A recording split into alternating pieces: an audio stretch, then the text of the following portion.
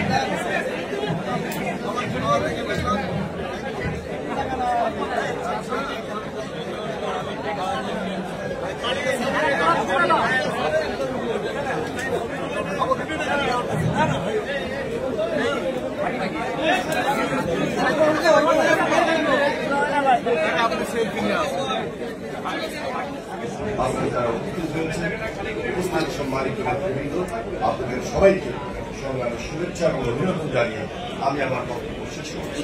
খোদা হাফেজ। বাংলাদেশ জিন্দাবাদ। সঠিকভাবে করতে পেরেছি, কিন্তু ভাঙ্গার পরে যে গড়ার মিশন, সেই মিশনে আমরা সাকসেস হয়নি। মিলিত হয়েছি, সিদ্ধান্ত নিয়েছি, গুরুত্বপূর্ণ সিদ্ধান্ত নিয়েছি। সম্মানিত নেতৃবৃন্দ, এই পর্যায়ে বেলুন উড়িয়ে আমরা আমাদের আজকের যে আনুষ্ঠানিক কার্যক্রম, এই কার্যক্রম সমাপ্ত ঘোষণা করছি।